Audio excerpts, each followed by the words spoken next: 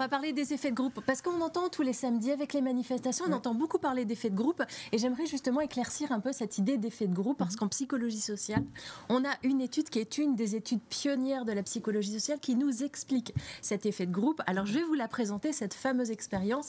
C'est l'expérience qu'a proposée Salomon Asch. Et ce que nous a proposé Salomon Asch, c'est qu'il a mis des gens en groupe, et dans ces groupes-là, tous les participants du groupe étaient des gens complices. À l'intérieur du groupe, il y avait une personne qui ne savait pas ce qui devait être fait. On leur présentait n'importe quoi, et l'autre il va se mettre à s'aligner sur exactement. On va attendre la fin de l'expérience. On leur présentait deux cartes, une carte avec une ligne de référence et une autre carte avec 3 propositions. Et les personnes devaient dire quelle était la ligne qui avait la même longueur que la carte de référence. Oui. Et là, on voit bien que c'est la réponse B. Oui. Voilà. Dans cette expérience-là, les complices donnaient une mauvaise réponse. Et on regardait ce que la personne isolée allait répondre. Les résultats de cette étude ont montré que plus d'un tiers des personnes donnaient une mauvaise réponse, sachant... Influencées par le... Absolument, par les absolument. autres. Tout en sachant que c'était une mauvaise réponse, oui, absolument. Et alors, ce dont on s'est rendu compte, c'est que si une seule autre personne du groupe donne une bonne réponse, à ce moment-là, la majorité des personnes s'autorisent à donner la véritable réponse. Vous voyez, ça veut simplement dire que une partie des gens va suivre la majorité, les décisions de la majorité du groupe, même si cette décision va à l'encontre du bon sens. C'est quand même assez intéressant. Donc ce sont entre guillemets les rebelles qui se... Effectivement, d'un autre côté, on a des gens qui vont s'autoriser à pouvoir donner leur avis. Et ce qui est intéressant, c'est que plus les gens donnent leur avis, plus ils autorisent les autres à donner leur avis. Donc peut-être que la conclusion pourrait être, donnez votre avis, vous allez aider les autres à pouvoir donner le leur. Vous, on peut dire, vous aimez, d'ailleurs on le voit là, enfin c'est pas que vous aimez être en marge, mais il y a quand même... la norme, c'est quelque chose qui ne nous intéresse pas, en fait. C'est pas une histoire d'intéressant, c'est qu'en fait, tu fais pas exprès, c'est ce que je dis, tu décides pas d'être ce que tu es.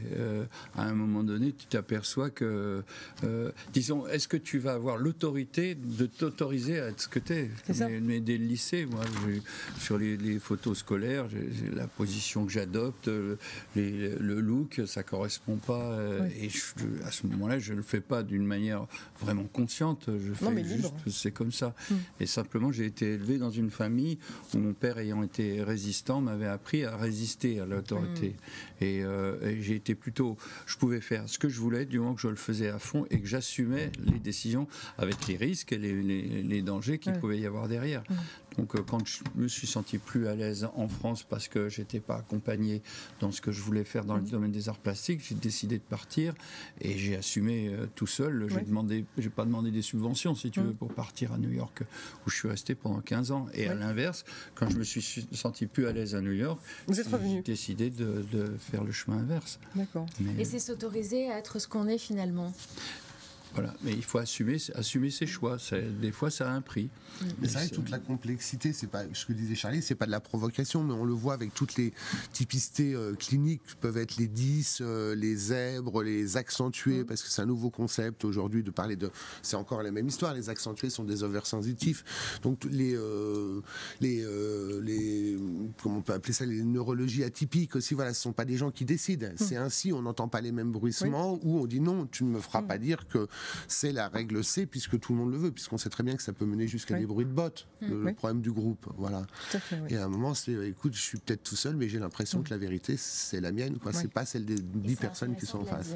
Mais là où vous avez soulevé quelque chose d'intéressant, c'est si quelqu'un effectivement dit ah non, c'est la A, que certains s'autorisent aussi à dire je crois aussi que c'est là. C'est intéressant, le libre arbitre, le fameux libre arbitre. Exactement. On va terminer vite fait avec le secret d'optimisme. Oui, le secret d'optimisme, on va l'écouter justement, ce secret d'optimisme, et je pense que c'est quelqu'un que tu connais. Ah oui, c'est vrai, je crois aussi. Mon secret d'optimisme est extrêmement simple. Quand ça va mal, il faut faire un effort pour que ça aille mieux.